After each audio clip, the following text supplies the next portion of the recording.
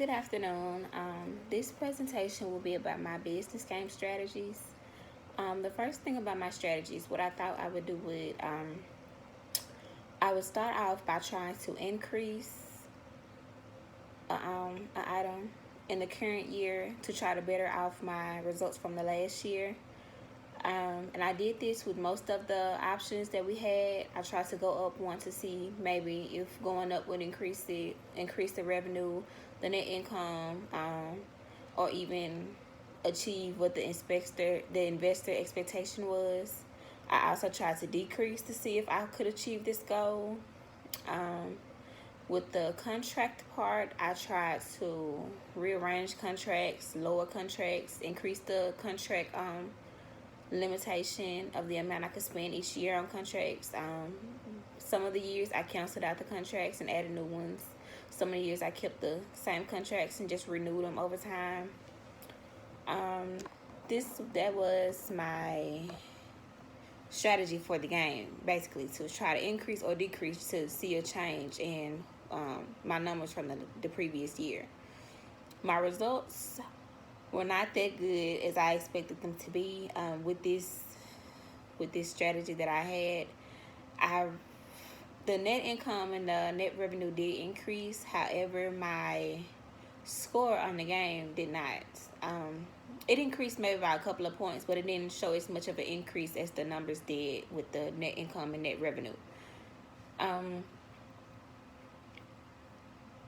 So yeah, my results weren't as good as I expected them to be. And during the last year, I think it was year 18, I tried to switch around my strategy, and I did see a big increase. Like, it jumped up a lot more than it did with the previous years. However, I guess this one was too late to try to do it because that was the last year. So I didn't have much to try to hope for because this was the last one. So many of the other students in their companies, they were already doing a better strategy than I was. So they had a better opportunity of ending the game strong. So whereas with me, and I just placed this idea into action, I didn't have much time to try to flip around my whole results of the game.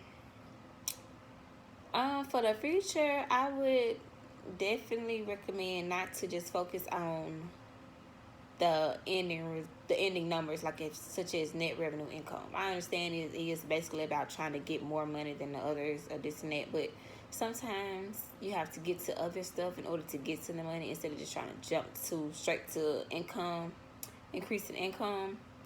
And I think that's where I was so messed up about, because I basically picked options that quickly increased my net income. I believe that maybe if I would have picked other options that probably would have slowly increased it, then overall my results would have been better than what they were. So definitely for future references, I would recommend to try to focus on the issues or the steps that it takes to increase the income and keep it that way, instead of every year when you make a decision you have to try to hurry up and increase it to try to get to the competition, whereas you're skipping the steps that maybe the competition took to get to where they are.